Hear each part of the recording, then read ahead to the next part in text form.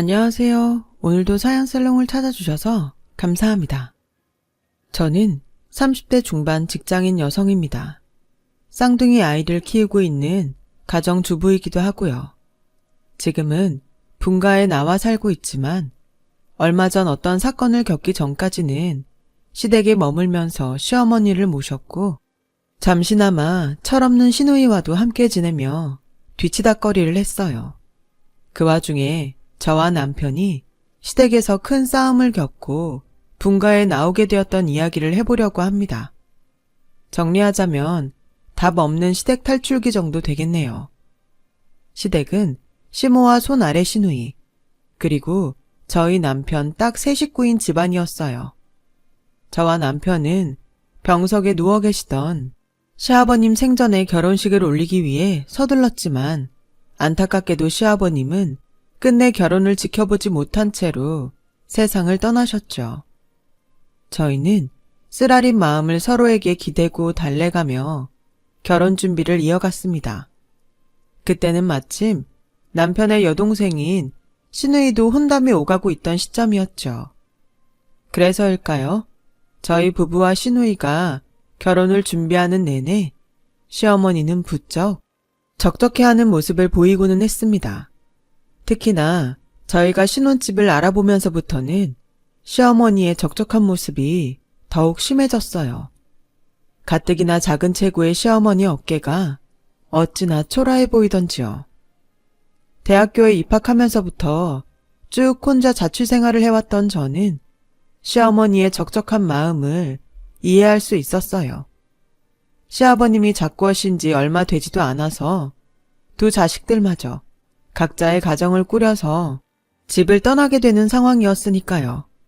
내 식구 오손도손 행복하게 잘 살던 시어머니 입장에서는 집에 혼자 남겨질 자신의 모습이 무척이나 걱정이었겠죠. 그래서 결심했습니다. 자기야, 우리 신혼집 말인데 조금 더 알아보자. 기왕이면 당신 직장 가까운 쪽이 편하고 좋잖아. 그럼 결정 났네. 뭐가? 아직 직장 근처 쪽은 알아본 데 없잖아. 있어. 자기네 본가. 얼마나 좋아. 내 직장도 가깝고. 우리 집? 혹시 엄마 걱정돼서 이래? 어머니가 혼자인 삶을 받아들이고 적응할 수 있을 때까지만이라도 같이 있어드리면 어떨까 싶어. 나중에 분가할 때 하더라도. 자기가 좋다면야 난 얼마든지. 고마워. 내가 앞으로 잘할게. 결혼식을 치른 저는 남편과 약속했던 대로 시어머니가 살고 계시는 시댁에 신혼방을 차렸어요. 시댁으로 들어가고 오래지 않아 시어머니가 왜 그렇게 적적한 기색을 비추셨는지 딱 알겠더라고요. 그때는 손아래 시누이가 아직은 결혼식을 올리기 전이었는데요. 이놈의 시누이는 시끄럽기가 7살짜리 버금가는 철부지에 참 손이 많이 가는 어지르기 대장군이었습니다. 분명 시누이 혼자 뒹굴거리고 있는데 5-6명이 함께 모여 놀고 있는 것 같은 대단한 존재감이랄까요? 시어머니는 시누이의 뒤처리를 하느라 거의 시집살이를 하는 모양새였죠.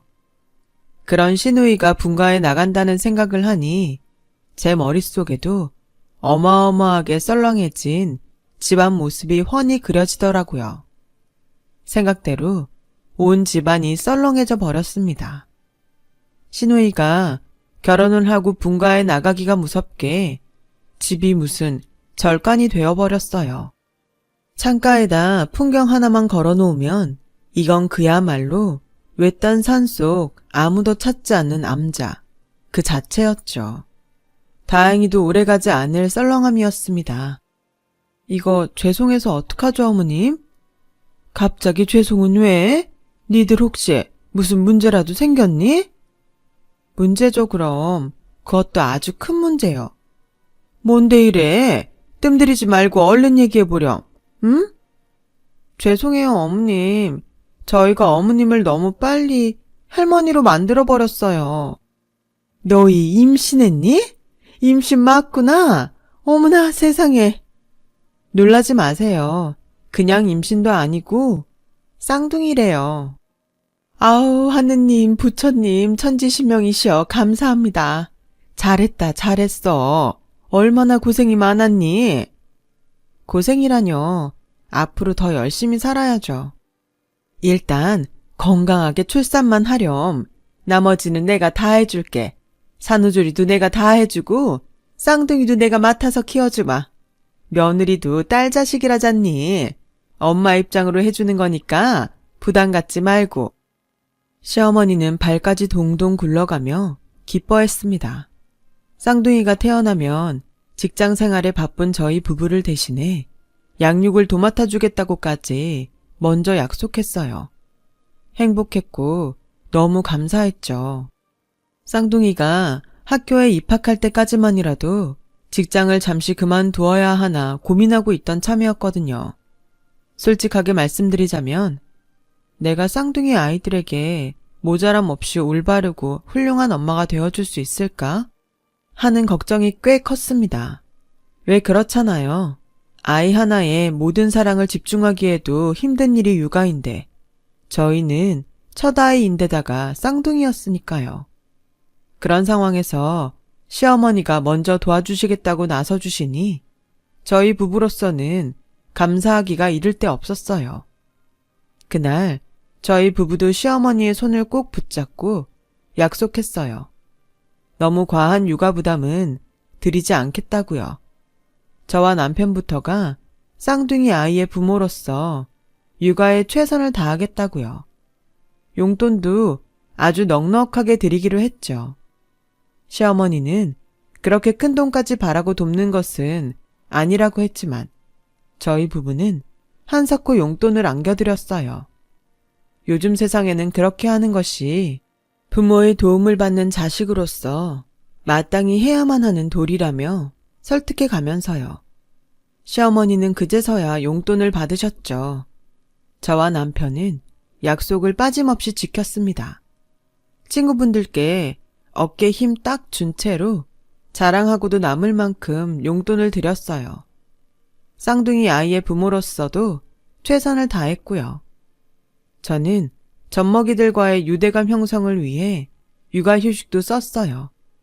하지만 시어머니는 너무 과한 육아 부담은커녕 쌍둥이에게 눈길 한번 제대로 주지 않더군요. 왜냐고요? 쌍둥이가 태어날 무렵 시어머니가 연애를 시작했거든요. 남편은 시어머니가 용돈은 꼬박꼬박 받아가면서도 육아를 돕겠다는 약속은 지키지 않는 행동거지가 불만스러웠던 모양이에요. 아무리 봐도 요즘 엄마 너무하는 것 같아. 뭐가? 연애? 그것도 그렇고. 그런 생각하지 말어. 어머님도 당신 부모이기 전에 여자야. 요즘은 100세 시대라는데 어머님 나이면 아직 한창 때고. 부모가 행복하면 우리도 좋은 거지 뭘. 그래, 뭐 연애하는 거야 인정. 용돈 받아가면서 약속 안 지키는 거? 그것도 그렇다 치자고. 근데 아무리 그래도 한 집안 살면서 어떻게 눈길 한 번을 안 줄 수가 있지? 손주잖아.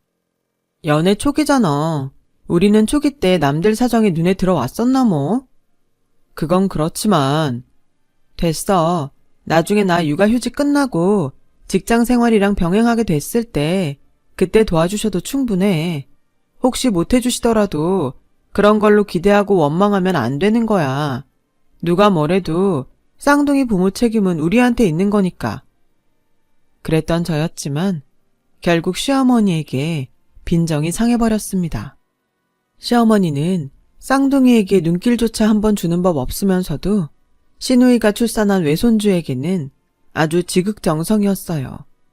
아니 글쎄 우리 쌍둥이 돌잔치 때는 돌반지는커녕 빈손으로 덜렁 와서 손님처럼 밥만 먹고 급하게 데이트를 하러 가던 사람이 외손주의 돌잔치에서는 외할머니 노릇 뻑적지근하게 하는 것도 모자라서 돌잔치 비용 전액 부담에 축하금까지 거하게 얹어주었다더라고요.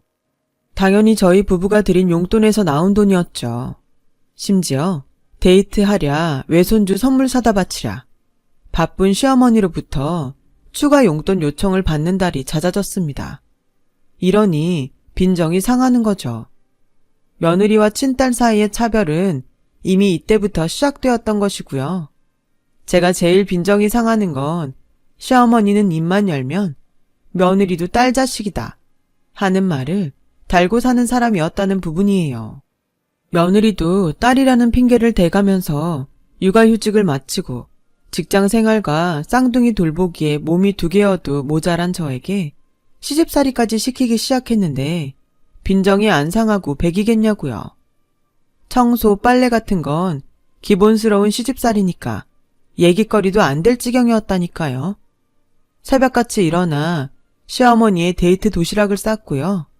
퇴근한 제가 기진맥진한 몸을 이끌고 겨우겨우 반찬들을 만들어 놓으면 시어머니는 그 반찬이 채 하루가 되기도 전에 시누이에게 갖다 바쳐댔어요. 그러면서도 끼니마다 반찬 투정이 말도 못했죠. 저희 부부가 드린 용돈에 추가 용돈들까지 여전히 시누이에게 다 들어갔습니다. 시누이의 결혼 생활이 순탄치 못해서 돈줄이라도 쥐어주어야 한다나 어쩐다나. 정작 순탄치 못한 건 저희 시집살이였는데 말이에요. 심지어 일주일마다 부부싸움을 하고 쳐들어온 시누이의 뒷수발까지 모두 육아 중인 저의 일이었으니 이 정도면 차별 맞잖아요. 아주 심한 차별. 와이프가 온갖 고생을 하는 사이에 남편은 뭐하고 있었냐고요? 남편도 저와 똑같았죠 뭐. 저랑 똑같이 직장생활 하면서 쌍둥이도 돌보고 똑같은 시집살이에 시누이 뒷수발까지 겪었어요. 친아들에게 시집살이 시키는 어머니가 있다는 얘기 혹시 들어보셨나요? 전 그걸 두 눈으로 직접 목격했다니까요. 아니, 오죽했으면 남편까지 친어머니에게 빈정이 상해버렸겠냐고요. 아들도 자식인데 왜 여동생만 챙기는지 모르겠다 라고 매일 하소연을 했습니다. 저희 부부는 상의 끝에 모든 심정들을 시어머니에게 전했어요. 시어머니의 반응은 역시나더군요. 그래서 어쩌라고? 네? 며느리도 딸 자식이야? 엄마가 자식한테 그런 일 좀 시켰기로 그게 어디 문제라도 된다든? 어머니들이 딸한테 보통 이러나요? 제가 봤을 땐 아닌 것 같은데요. 당장 어머님부터도 시누이 집에 같이 살 때 안 그랬잖아요. 사방팔방 어지르고 다니는 거 어머님이 뒤치다꺼리 다 했죠. 이게 누구 앞에서 남의 집 귀한 딸을 욕해? 내 딸은 그런 적 없다. 이거 보라고요. 계속 시누이만 감싸고 돌잖아요. 며느리도 딸이라면서 그 며느리한테는 맨날 시집살이만 시키고 딸은 무슨 대놓고 차별이죠 이건. 너네가 왜 자꾸만 예민해지니? 손주 낳아놓았다고 유세 떠는 거야 뭐야? 유감인데요. 이건 진짜 아닌 것 같네요. 이대로 더는 못해요. 아니 안 합니다. 저희 부부는 시어머니에게 드리던 용돈을 그날로 끊었어요. 그리고 쌍둥이들이 집안에서 뛰어놀아도 민폐가 되지 않을 수 있는 단독주택을 찾아다니며 분가 준비를 시작했어요. 집안일은 정말 딱 필요한 만큼만 했고요. 출근할 때 입을 옷을 빨래한다거나 쌍둥이들을 위해 청소한다거나 하는 일들이었죠. 아침밥은 출근길에 밖에서 먹었고 저녁밥도 퇴근길에 밖에서 먹고 들어왔습니다. 시어머니가 시집살이 삼아 시키는 일에는 절대 응하지 않았고요. 물론 시어머니에게 무언가를 해달라고 부탁하지도 않았어요. 한편으로는 쌍둥이 육아에 최선을 다했고요. 부부가 집에 있는 모든 시간에는 직접 정성 들여 돌보았고 부득이 직장에서 일을 해야 하는 낮 동안에는 쌍둥이를 돌보아 주실 여사님을 따로 모셨죠.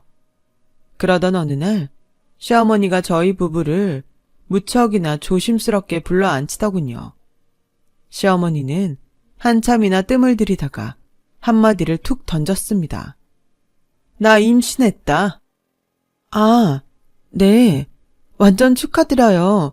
건강 신경 쓰셔야겠네요.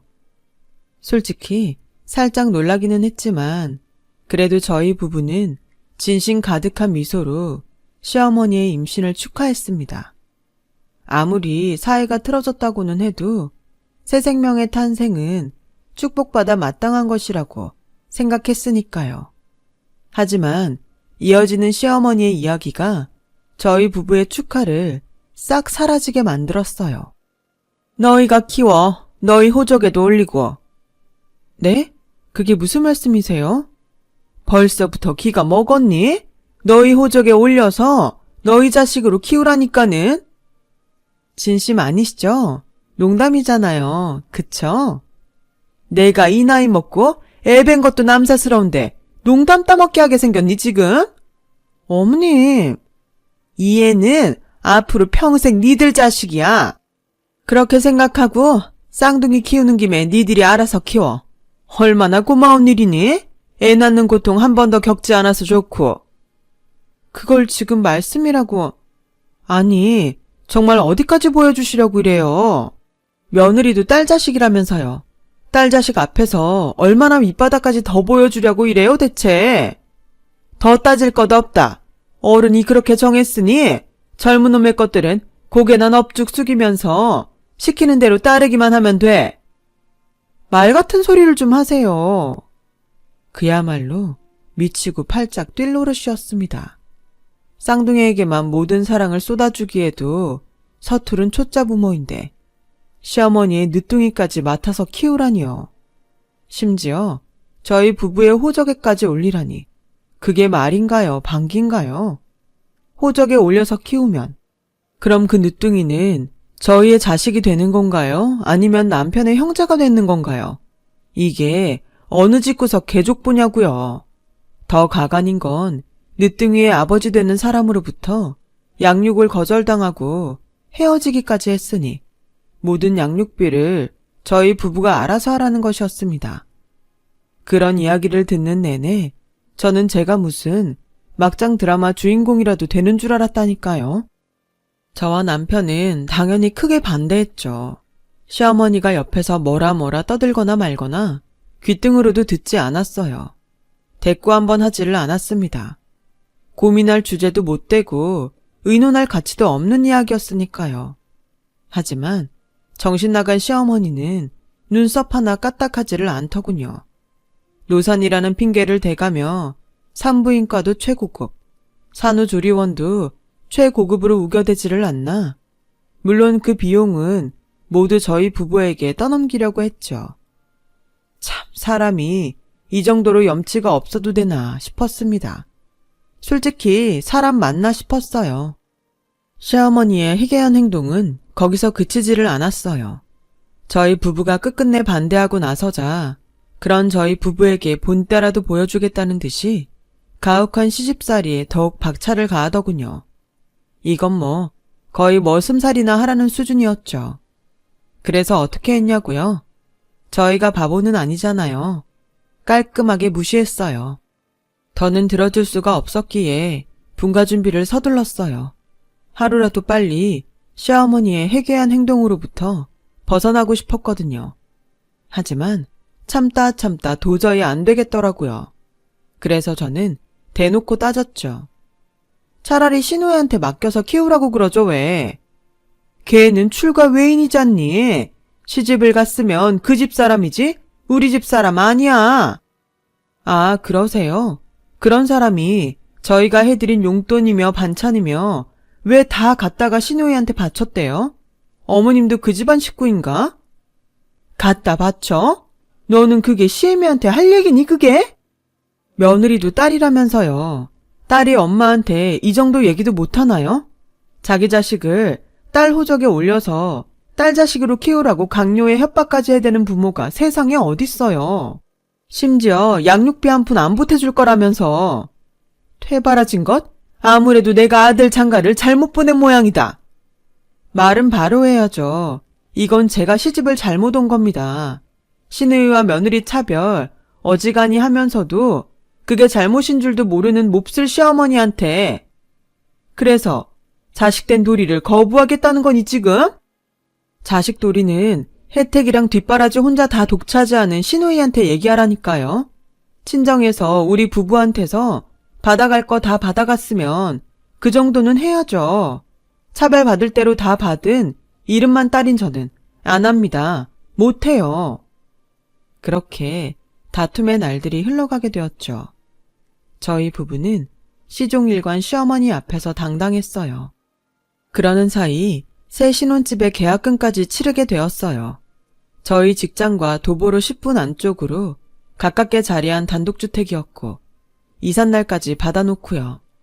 하지만 기분이 영 개운치가 않았습니다.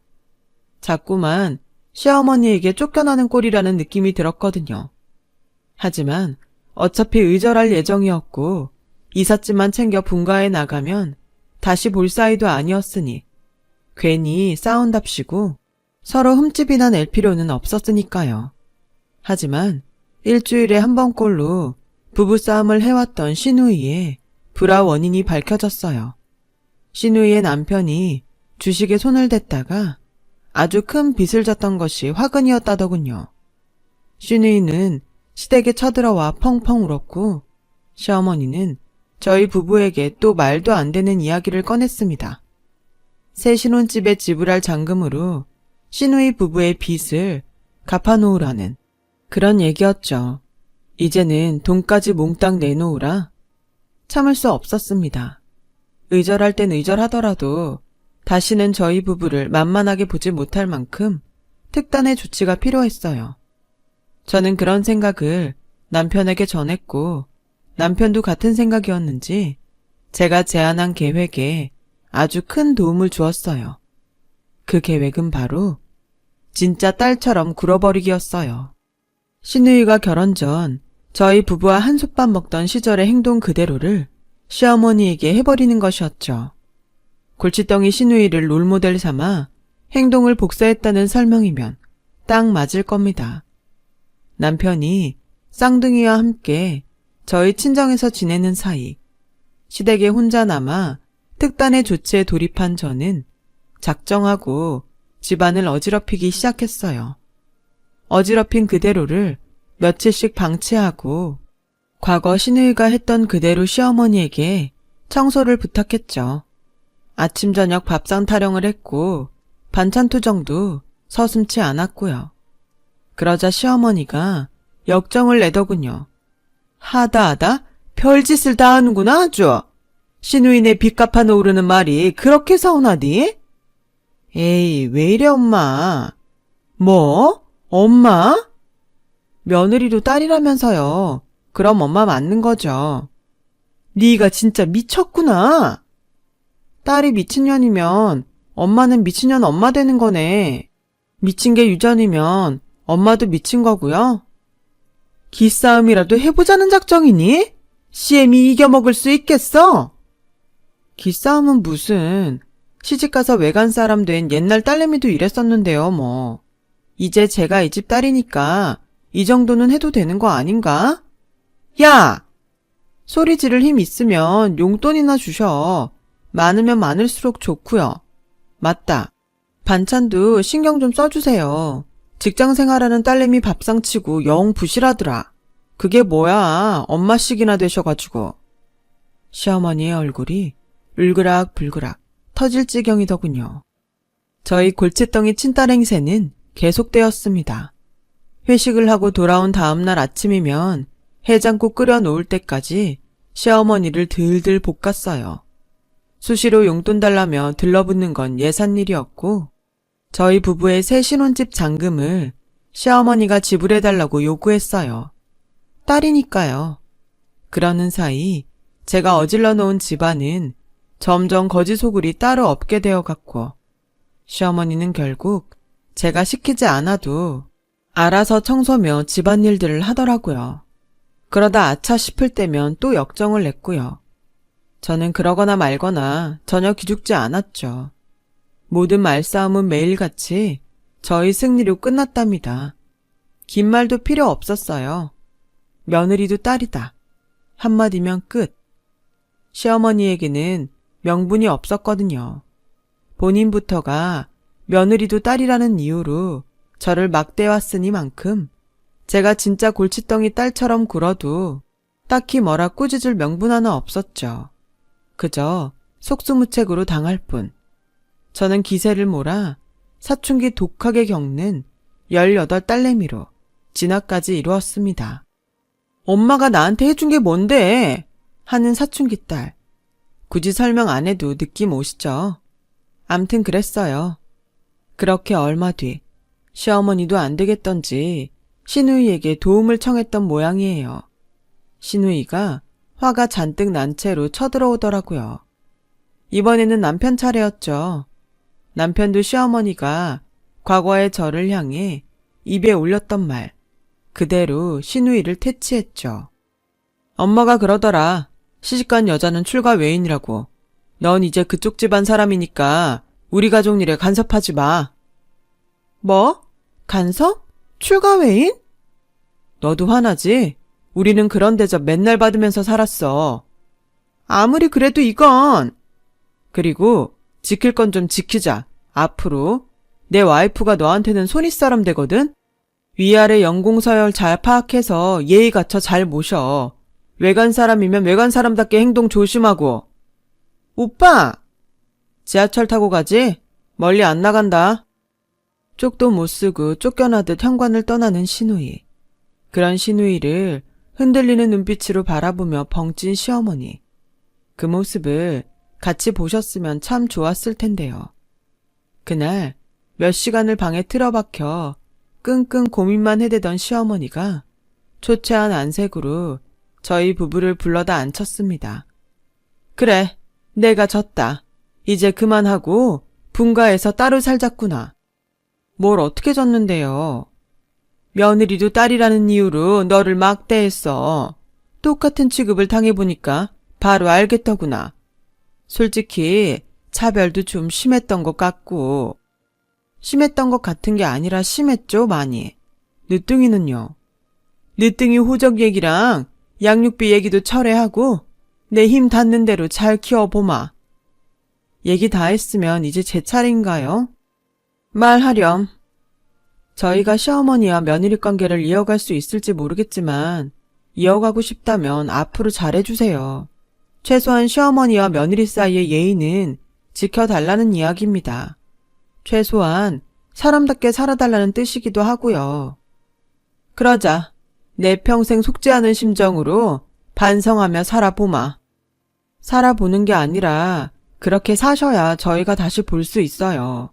혹시나 예전으로 돌아가시면 어머니 아들은 하나 없어지는 거고 저도 더 독한 골칫덩이 딸내미로 돌아올 수밖에 없어요.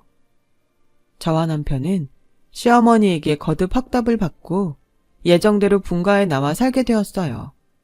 시어머니가 진짜 반성을 했는지 과거의 잘못을 되풀이하지는 않는지 긴 시간 두고 본 뒤에 용서를 하고 말고를 결정하겠다는 약속이었으니까요. 시어머니에게도 심경의 변화가 생겼습니다. 나이가 많았던 탓에 늦둥이의 유산을 겪어야 말았답니다. 가슴 아픈 일을 겪으면서 깨우친 바가 있었던 걸까요? 시어머니는 반성의 삶을 사는 한편으로 과거 저희 부부에게서 받아간 돈들에 대한 보상 차원으로 신혼집 잔금을 대신 치러주시더군요.